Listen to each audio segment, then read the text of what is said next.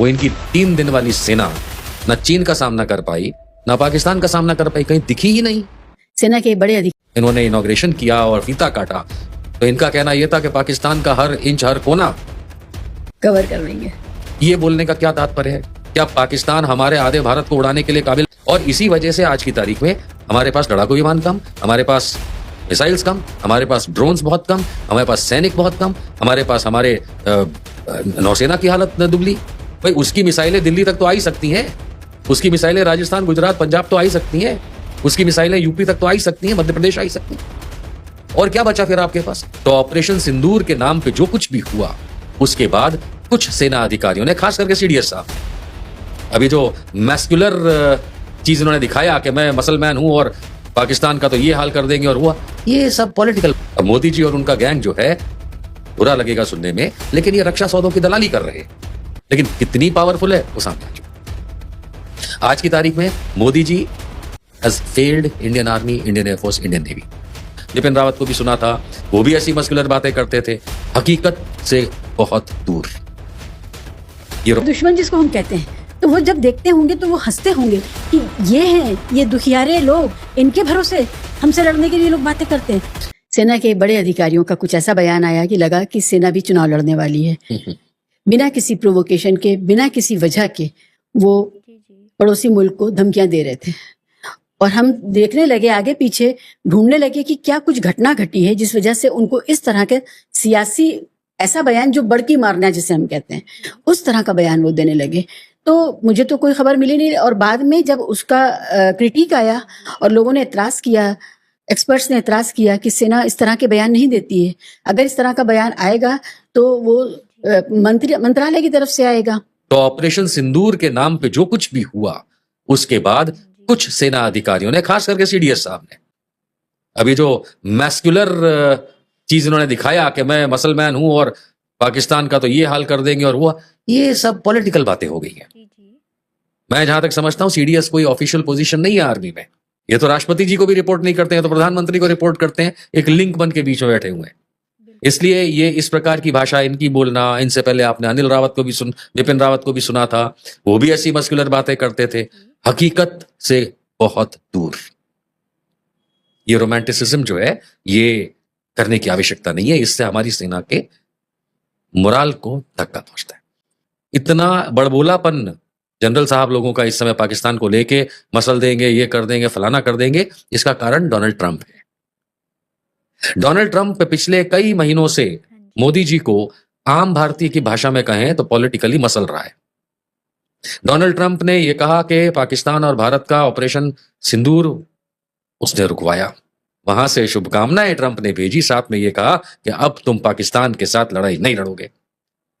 मोदी जी मान गए। जो अफगानिस्तान पे इस समय पाकिस्तान ने हमला किया था, वो सब ट्रंप का कराया हुआ था, उसी ने रुकवा भी दिया। यानी इस समय दोबारा पाकिस्तान डार्लिंग ऑफ अमेरिका बन के बैठ गया है। यानी इंडिया के जो सर्कमस्टेंसेस हैं इस समय मिलिटरीली, वो इतने खराब हो चुके हैं कि मोदी जी अगर कुछ बोलेंगे, उसकी वैल्यू तो छोड़िए, उसका काउंटर आ जाएगा ट्रंप से। लेकिन क्योंकि हम अपने घर में अपने ऑडियंस को जोड़ के रखना चाहते हैं पाकिस्तान और फौज के मामले को लेके, इसलिए किसी को तो बोलना है। राजनाथ सिंह जी तो अब भूल जाइए कि कुछ बोल सकते हैं, कुछ नहीं बोल सकते। ब्रह्मोस जो अभी हाल में इन्होंने इंडक्ट किया, वैसे तो कई सालों से इंडक्शन चल रहा है, लखनऊ प्लांट की बात करें तो वहां से जो इन्होंने इनॉग्रेशन किया और फीता काटा, तो इनका कहना यह था कि पाकिस्तान का हर इंच हर कोना कवर कर लेंगे। ये बोलने का क्या तात्पर्य है? क्या पाकिस्तान हमारे आधे भारत को उड़ाने के लिए काबिल नहीं है? अगर उसी तर्ज पे देखा जाए तो बिल्कुल है। भाई उसकी मिसाइलें दिल्ली तक तो आ ही सकती हैं, उसकी मिसाइलें राजस्थान, गुजरात, पंजाब तो आ ही सकती हैं, उसकी मिसाइलें यूपी तक तो आ ही सकती हैं, मध्य प्रदेश आ ही सकती हैं। और क्या बचा फिर आपके पास? उधर चीन है, चीन की मिसाइलें आ सकती हैं, रॉकेट्स आ सकते हैं, ड्रोन्स आ सकते हैं, हवाई जहाज आ सकते हैं। तो ये जो अगेन वही वाली बात है ना कि अपना दिखाना कि देखो हम तो, अब किसको दिखा रहे हो भाई? राजनाथ सिंह जी से अगर पूछा जाए, ये अपने वोटर को दिखा रहे हो? अपने वोटर को मत दिखाओ, क्योंकि ऐसी बातें, अब बेहुदा बचकानी तो मैं कह नहीं सकता, बुरा लग जाएगा किसी को, लेकिन ऐसी बातें करके आप गांव में लोगों के ताली तो पड़वा सकते हो, कि देखो हमने मिसाइल, तुम ये मिसाइल चला नहीं सकते, चलाते तो ऑपरेशन सिंदूर में चला के पाकिस्तान को खत्म कर चुके होते, क्यों नहीं किया? निशान साहब, जिस तरह से ऑपरेशन सिंदूर का कल्मिनेशन होता है, पटाक्षेप होता है, उसके अगर आप एनालिसिस करेंगे भारत ने उसमें क्या पाया, तो आप कैसे देखेंगे ऑपरेशन सिंदूर के पूरे प्रखंड को?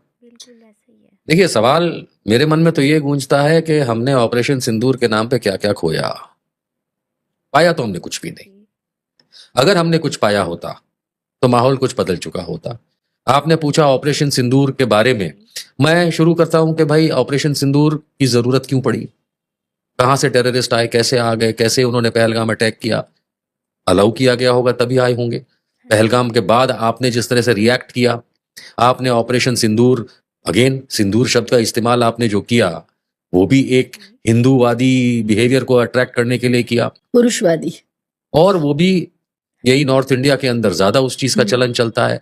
आपने उस अपनी फिलॉसफी को वहां भी, चलिए कोई बात नहीं, आपने वो नाम यूज कर लिया। आपने उसमें क्या किया, कुछ हमला आपने किया, कुछ हमला उन्होंने किया। हवाई जहाज कितने गिरे, ट्रंप तो कह रहा 7 गिरे, यहां तो कोई कहानी नहीं पता चल रही। पाकिस्तान वाले कुछ कह रहे हैं, हम कुछ कह रहे हैं, सबूत एक नहीं दिखा पा रहा। यानी अगेन सिर्फ हवा में बातें, सिर्फ भटिंडा के जहाज का हम लोग के पास प्रूफ है कि कुछ गिरा, बताने को कोई तैयार नहीं। विदेशों में हमारी नाक कटी।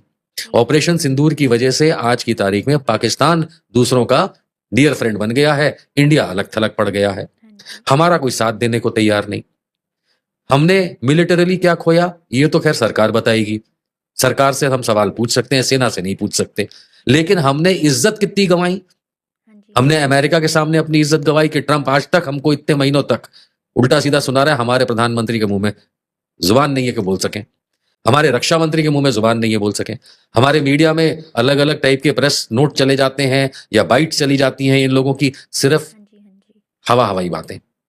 हमने क्या खोया, हमने अपनी इज्जत खोई, हमने अपना इंटरपर्सनल अलग अलग देशों के साथ व्यापार से लेके बाकी रिलेशंस खोए। और हमारी मिलिट्री तो भाई बहादुर है, नो डाउट अबाउट इट, लेकिन कितनी पावरफुल है वो सामने आ चुका है। आज की तारीख में Modi ji has failed Indian army, Indian air force, Indian navy. ये मीडिया नहीं आपको दिखाएगा, ये आपसे कोई चर्चा में बीजेपी वाला नहीं बोलेगा, वो सिर्फ राष्ट्रवाद के नाम पे नारे लगाएंगे। पर ग्राउंड रियलिटी और हकीकत ये है कि हमारी सरकार ने, इस समय की मोदी सरकार ने हमारी सेना के तीनों अंगों को बहुत कमजोर करके रख दिया। असलियत में राफेल हो या अन्यथा पैसे इन्हें चाहिए। जब तक मोदी जी की झोली, वो कहते हैं झोला उठा के चल दूंगा, वो झोला बहुत बड़ा है, जब तक इनके और बीजेपी के झोले में पैसे नहीं आएंगे किक बैक के, तब तक ये कुछ करेंगे नहीं। और इसी वजह से आज की तारीख में हमारे पास लड़ाकू विमान कम, हमारे पास मिसाइल्स कम, हमारे पास ड्रोन्स बहुत कम, हमारे पास सैनिक बहुत कम, हमारे पास हमारे नौसेना की हालत दुबली। आज हम किससे कंपेयर करते हैं अपने आप को? पाकिस्तान से। हम इतना बड़ा देश हो के पाकिस्तान से खुद को कंपेयर करते हैं। और कुछ लोग कहते हैं कि अरे पाकिस्तान से हम ज्यादा पावरफुल हैं, वो सेना को कमजोर करेंगे, तो उनको इक्विपमेंट खरीदने के लिए हमारे टैक्स का पैसा इस्तेमाल करना होगा।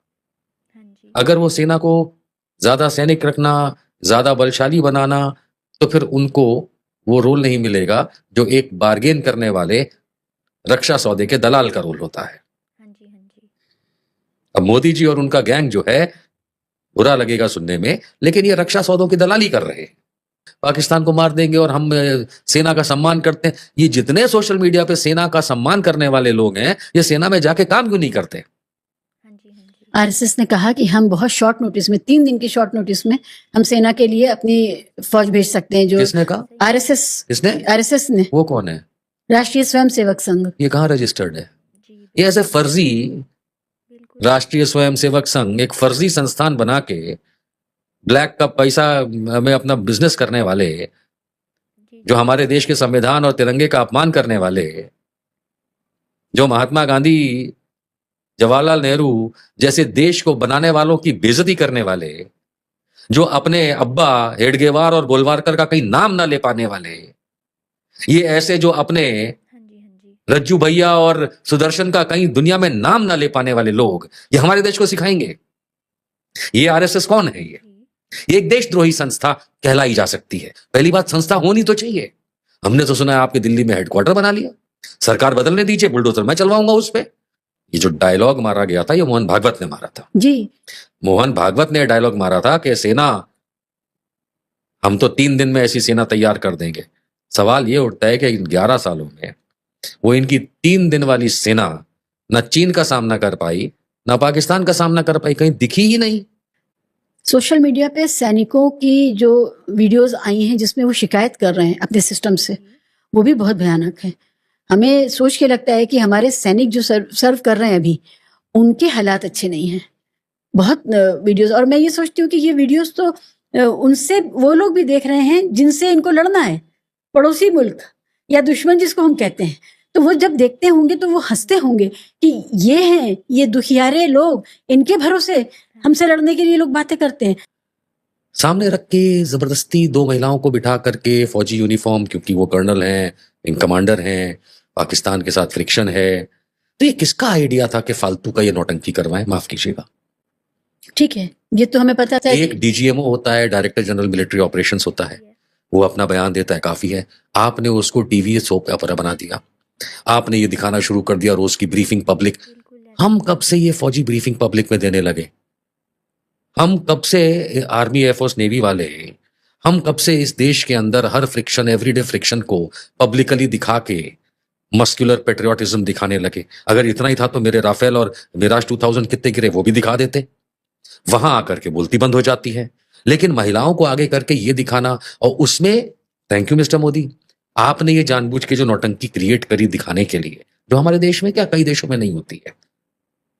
हमने नहीं देखा इस तरीके का रोज का डीब्रीफिंग पब्लिक को दिया जा रहा हो, जिसमें पढ़ पढ़ के अंग्रेजी और हिंदी में सुनाया जा रहा हो।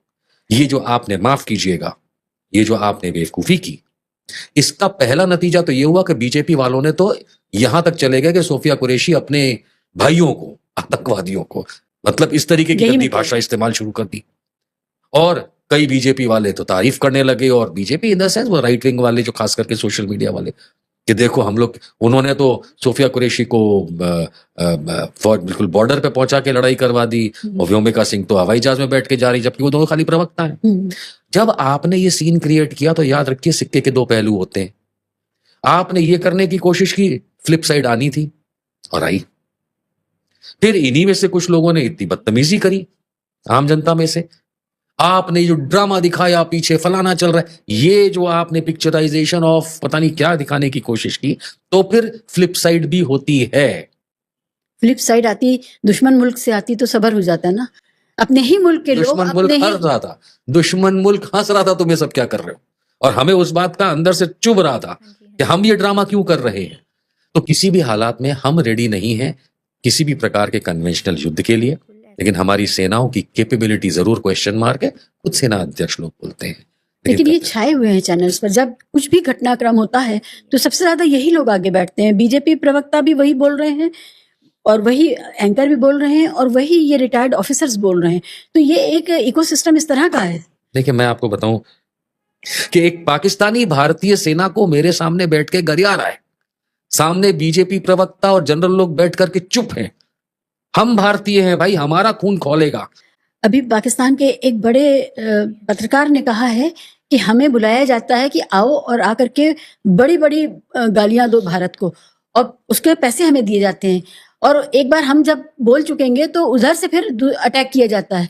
तो ये नूरा कुश्ती है, शेडो बॉक्सिंग है जो होती है, और भारत के लोग समझ रहे हैं कि देखो पाकिस्तानी ऐसे बोल रहा है भारत के लिए, और फिर भारतीय लोगों ने उसको जवाब दिया। तो ये तो उन्होंने उसका खुलासा कर दिया है, बिल्कुल खुलासा आ गया उसका। I am witness to that. मैं तो देखा ये सब चीजें, मैंने बरसों टीवी पे हजारों डिबेट्स की हैं जिसमें पाकिस्तानी लोग भी इनवाइटेड होते हैं,